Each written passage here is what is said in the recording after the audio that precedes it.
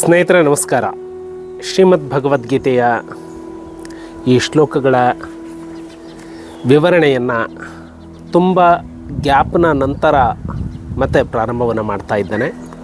So ಇಲ್ಲಿಯವರೆಗೆ 16 ಅಧ್ಯಾಯಗಳನ್ನು ಮುಗಿಸಿ ಇವತ್ತು 17ನೇ ಅಧ್ಯಾಯವನ್ನು ಪ್ರವೇಶ ಮಾಡ್ತಾ ಇದ್ದೇವೆ. ಅಥ ಸಪ್ತದಶೋಧ್ಯಾಯ ಶ್ರದ್ಧಾತ್ರಯ ವಿಭಾಗ ಯೋಗ.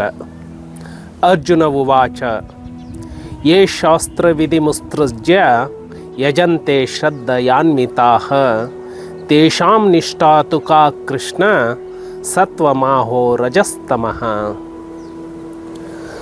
ಅರ್ಜುನ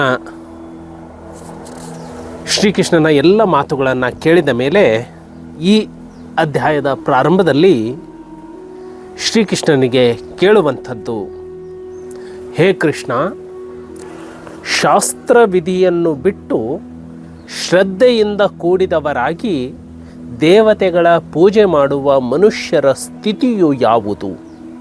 ಅದು ಸಾತ್ವಿಕವೋ, ರಾಜಸವೋ ಅಥವಾ ತಾಮಸವೋ ಅನ್ನುವಂತಹ ಪ್ರಶ್ನೆಯನ್ನು ಅರ್ಜುನ ಶ್ರೀಕೃಷ್ಣನ ಮುಂದೆ ಇಡ್ತಾನೆ.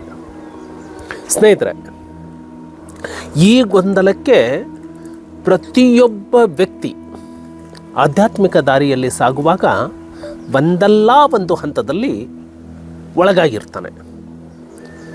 ಧ್ಯಾನ ಮಾಡುವಂತಹ ವ್ಯಕ್ತಿ, ನಾನು ಧ್ಯಾನ ಮಾಡುವ ವಿಧಾನ ಸರಿ ಇದೆಯಾ?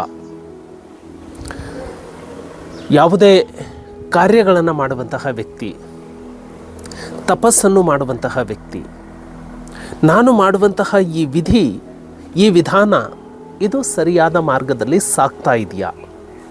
ಈ ಗೊಂದಲ ಎಲ್ಲರಿಗೂ ಕಾಡ್ತಾ ಇರುತ್ತೆ. ಎಂತಹ ಆಸ್ತಿಕನೂ ಕೂಡ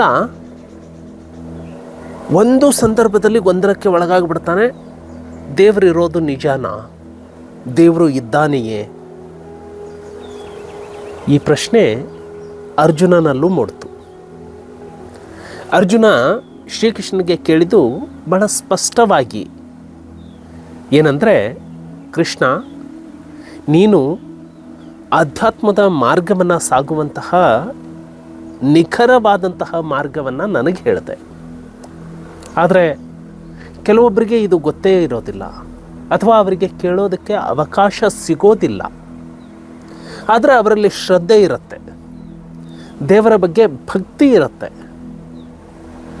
ಅವರಿಗೆ ಯಾವುದು ಸಾತ್ವಿಕ, ಯಾವುದು ರಾಜಸ, ಯಾವುದು ತಾಮಸ ಅದು ಗೊತ್ತಾಗೋದಿಲ್ಲ.